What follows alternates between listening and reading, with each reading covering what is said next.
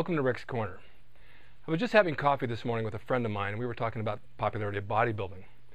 Back in the heyday of the 70s, bodybuilding was relatively new, 60s and 70s, but it attracted a large audience, and it had its certain feel with Arnold and Franco and Draper, Columbo, I did say Columbo, Mike Katz, Charlie Calrus, you name it, Platts, Callard.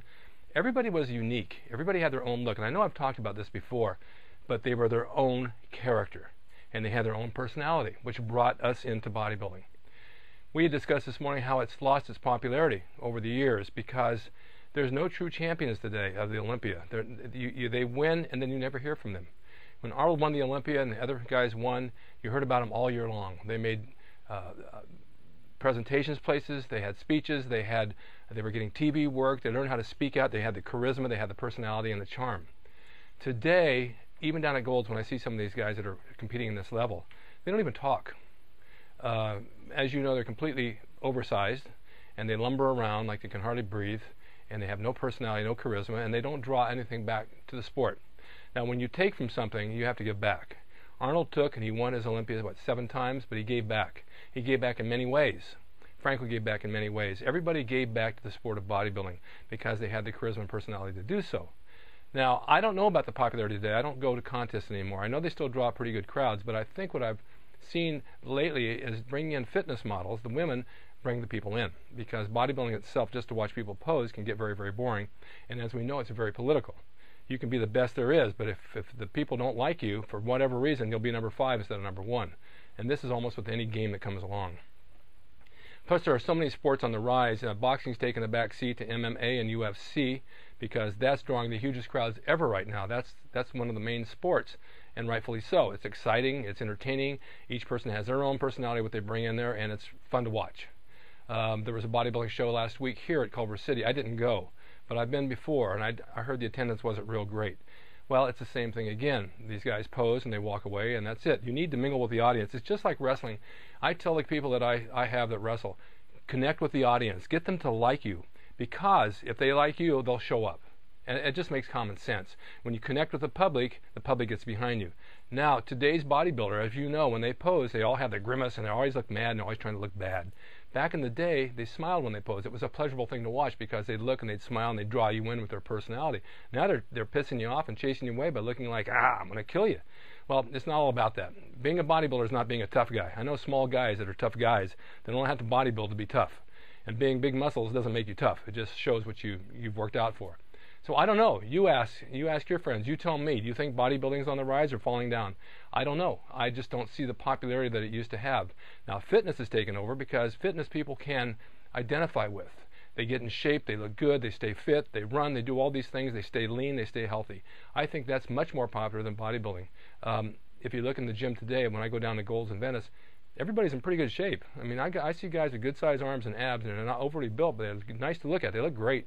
The girls are very athletic and good shape, and then you have your group of the hardcore bodybuilders. It's not the group it once was. They're very few and far between. They cling together, they don't socialize, they're not really friendly, they do their own thing. Back in the day, they socialized, they went outside the group, and they were very friendly. So these are things that I've been discussed with other people and who bring it to my attention. I wanted to put it out to you and see what you think. I'd like to hear your feedback on it because we don't want bodybuilding to die. We want to bring it back to where it was back in the 70s. I don't know if we ever can. I don't think we have the personalities and the people that will bring it back. They kind of phased out and died out. But we still have the 70s to remember, and I do very well. And it was a highlight of my life, and I hung with the people that really charmed me and charmed the public.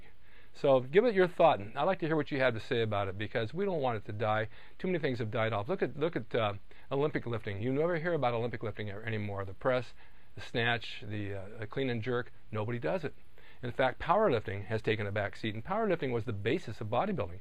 Squat, bench press, and deadlift. That's what built big bodies. It gave you the foundation to bodybuild. People don't do that anymore. They use the machines. Well, as you get older like myself, I use the machines too because I don't want to put stress in my joints like I used to back in the 70s. It has taken its toll on my shoulders and my wrists and my knees, rightfully so, because it's a lot of weight. But has bodybuilding died out? Ask yourself and give us some feedback on Rick's Corner because I'd like to hear about it. And thanks for watching. I'm going to bring you another one on big arms, about Larry Scott days and what we use to do big arms. That'll be one of my next episodes. Thanks for watching Rick's Corner.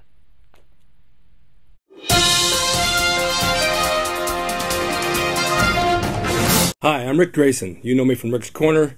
You know me from the legends of the golden era of bodybuilding in the 70s, training with all the greats at Gold's Gym with Schwarzenegger, Draper, Columbo, Zane, Menser, all of them.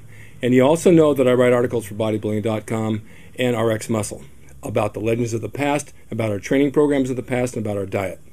Many of you write to me and they have questions about what did we do, how did we train, how did Arnold train, what did Draper do, what did we eat, what was the secrets to our success back in those days. And basically, it was hard work, but there were certain programs that we did that we followed old school methods and old school diet that worked, which was a lot different than it is today. Today is more scientific, but we got results. We got good results. And we didn't have that bloated look like the guys do today. So what I'm offering you right now is personal training online, and I'm one of the few doing it because I'm one of the few guys left from that golden era. Thank God I'm still alive and kicking. So I can work with you on a personal basis, one-on-one. If you want to sign up, go to my website, rickdrasin.com, and click on personal training. What you will do is fill out a form and send me your stats, your size, a photo, your workout, and your diet. I will restructure that to fit you so that you make the top gains that you're looking to make with our golden era workouts and our diet from back then. Each workout is specifically designed for you. I wouldn't give you something I give somebody else, like a doctor wouldn't give everybody the same medicine. But if this is what you want to accomplish, go to my website, rickdrasin.com, and click on personal training and look it over. See if it's for you. The price is extremely reasonable. It's $50 a week. Personal trainers today charge $65 to $175 per hour, and they're not even getting results with their clients. They're just walking them through it and talking on their cell phones. But I will work with you. I'm accessible, and this is worldwide. You guys who email me from Europe and all over the places, New Zealand, and you want workouts, now's your chance to catch me and catch me working with you, because I don't know how much longer I'm going to be around. Who knows? We don't know. It could happen tomorrow. It could happen 20 years from now. But take advantage of my knowledge and my time that I spent 40 years of training, and let me train you. Please do it, and call me soon or email me soon. All my information is on my website, and I'll help you become the champion you want to become. rickdrasin.com, and don't forget it. Stay tuned for more Rick's Corner, because I'm bringing a lot of stuff your way.